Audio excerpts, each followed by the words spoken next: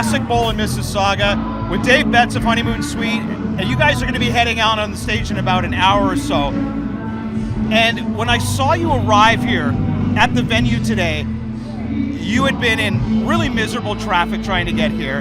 You almost missed sound check, and it made me think, have you ever had a close call with a gig? Have you ever almost not made it to a show? That's a good question. I don't think I've been asked that before.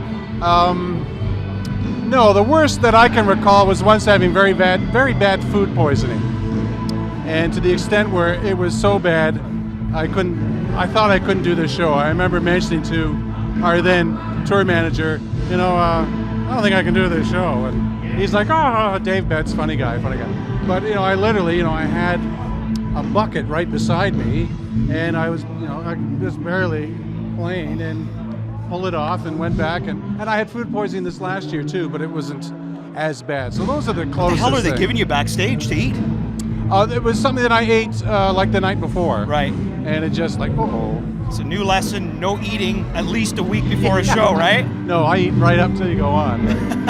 Or spread back And that's the there. thing, I don't think a lot of people understand that, it's one thing to be able to perform, have the talent, but rock and roll is something that the show must go on. So if you're feeling like crap that day, sorry, you got to suck up. And I know from years of doing television and doing baseball that I had food poisoning once as well. Right. I was white as a ghost. Yeah. Cover your face with makeup and you do what you got to do. But you got to do it, yeah. It's not all glamour, is it? No, the show must go on, as they say. We did a tour last fall, and I had bronchitis, and it was rough there for a while. But you just suck it up, and I guess like you, as you're performing, and your adrenaline kicks in, and you're able to pull it off. Do you still get nervous before a show when you're heading out, walking up on stage? It depends on the show. I hate to say that, if it's a bigger show in a bigger venue, you get a little more nervous than you might for others.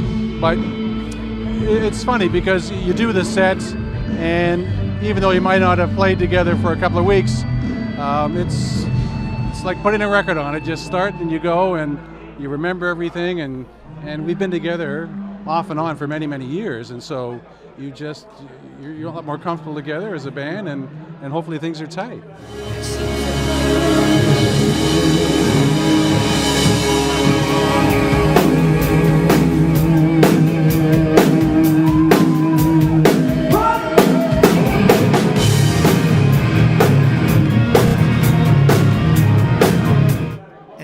That from my memory, you guys opened a lot of shows with songs that began with drums. I know there was a song called Funny Business you used to open with. So a lot of times it was you that actually started the show. So is that one of those things, like you always hear baseball players making their debut, and it's as soon as I threw that first pitch, or as soon as I make that first play, then you're in your comfort zone and everything's fine. It's more the anticipation. Did you find that once you first started hitting that snare drum, okay, I'm good now? Sometimes, yeah. Sometimes, no. Again, there are certain shows where you can be nervous the whole show, and where you're just literally, all right, that's one song done, let's do another one, let's do the other. And sadly, you don't get to enjoy it as much as you like to, because you're in the moment. And I guess much like an athlete, much like a baseball player sometimes, they can have a great game as a pitcher, say for instance, but they're so concentrated on delivering the ball, delivering it properly every time, trying to keep sustainability to the velocity and the control and location. It's hard to really sit back and enjoy it. So yes, in certain respects you do relax, but you're still trying to be on top of your game.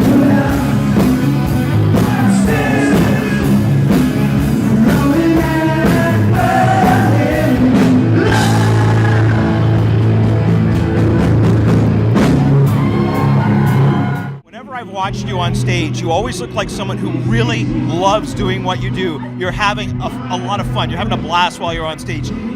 Is that something you feel as much as you show? Yes and no. I know I make these, as your viewers may know, make these ridiculous faces while I play drums. And I remember a friend of mine, a colleague, a sound company guy years ago saying, and he looked at me, he goes, so those faces, he goes, is that like showbiz or is that like a tick? I go, well, it's a bit of both. So I mean, you do try to have fun. One of the things that we do try to do as a band is relate to each other. We do look at each other. We're not like some bands who don't make eye contact, and we do try to make it fun for the crowd too. So, yeah, I mean, it is performance. It is, for lack of a better term, there is a part of acting in it. It's just like you could be having a horrible night, as you probably have done yourself as a Never. personality, but you have to pretend you're not. And so, especially with the drummer, and I don't necessarily have a crew guy beside me anymore, and the monitor guy is generally not looking at me, so if something goes wrong, I have to deal with myself or just let it go and just move on. So you are having fun, but you're still in the moment. Not only are you an actor, but in many ways, when you're in a band, there's a lot of physical abuse that your body takes, especially to drummers. And I remember seeing Van Halen around the late 80s, early 90s, and Alex Van Halen had the big neck brace on and he could barely move, and I'm Really? thinking, how does this happen? But now, as I get now into my 50s, I realize that it can take a toll. How's your body after all these years of your pardon? beating up on drums? Knock on wood, I'm pretty good. It's funny, you mentioned Alex Van Halen and his neck brace. I forgot about that. But you know, Phil Collins had to retire because of a neck issue while he played. Like you hit something and your neck. So it can get very serious. Neil Peart from Rush essentially retired because of his the physicality, the pounding it took on his tendonitis, I think, in his shoulders and his arms. No, I've had tendonitis in my elbow. I have it in both elbows, but now I wear a brace here, and it's not really bothering me anymore. I can straighten my arm out, but there was a while there where I couldn't get it past that, and it was very, very painful to play. And so I was taking the proper physio for it, and I was trying to do the stretches, and now I wear a thing on my elbow here. It's tennis elbow, for lack of a better term, so I'm lucky. So far, that's the only thing I've had a problem with. And with drums, a lot of it, yes, you're right, you are hitting, though it might not look like it sometimes, you are hitting as hard as you can, and but there's also muscle memory too. Yeah. So you can sit down and play, and it's sort of like, you know, your limbs and your brain and everything's used to it, so that's part of it too. You try not to overdo it. You do try to breathe, believe it or not. Breathing is important too, because sometimes you might hold your breath and that doesn't help. So you have to try and breathe and just hopefully make it through the show without. How do the ears doing after all these years? Very amazingly well. Really? Yeah. Did you ever wear plugs or? I wear what are they called? You know, those little things in your ear that you plug in your phone and stuff like that. So I wear those. Like an IFB that we would use in TV.